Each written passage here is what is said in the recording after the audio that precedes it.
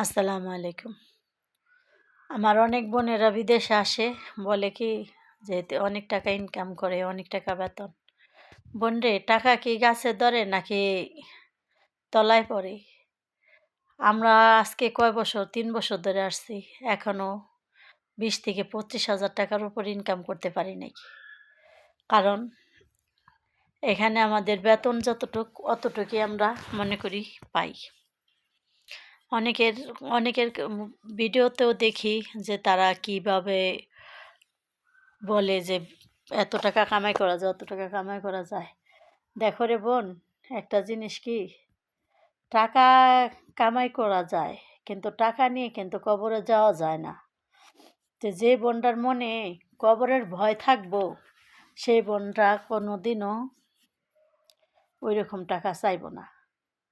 কারণ আজকে আমরা মরে গেলে টাকা পয়সা আমাদের ছেলে সন্তানরা, নাতি নাতকুররা বা সবাই ভাগ বাটোয়ারা করে নিব।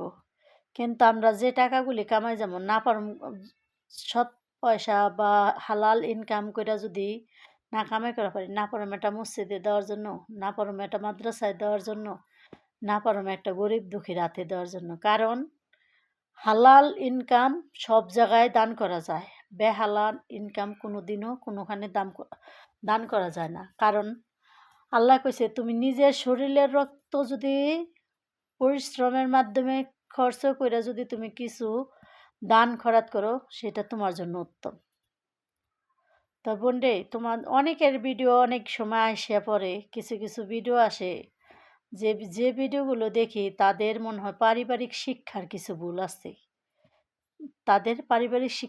ভুল আছে, তো তোমরা নিজেকে নিজে শুধরাও।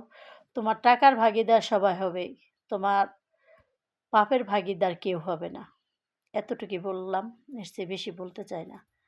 কারণ সৎভাবে ইনকাম করলে সে টাকাটা হালাল হইলে হয়তো 2 দিন আগে হোক পরে হোক উন্নত হবে।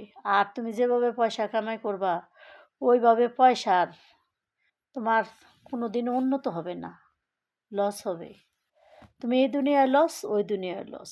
তো লসের ভাগিদার হইও না, উন্নত হইও। তো অনেকে কষ্ট পায়ও না। তো সবার জন্য এই ভিডিওটা না, কিছু কিছু মেয়েদের জন্য, কিছু কিছু যারা সৎভাবে ইনকাম করে তাদের চলাফেরা বা দেখলেও বুঝতে পারবো। আর যারা অসৎভাবে পয়সা ইনকাম করে তাদের দেখলেও বুঝতে পারবো। সবার জন্য না, ভুল বুঝবে না, যা এই ভিডিওটা অনেকের সামনে পড়বে। তবে যাদের ভালো লাগবে তারা লাইক কমেন্ট শেয়ার করবে, আর যাদের ভালো লাগবে না সমস্যা নাই। কিন্তু এই ভিডিওটা সবার জন্য না, কিছু কিছু লোকের জন্য, কিছু কিছু মেয়েদের জন্য, তাদের পারিবারিক শিক্ষার অভাব।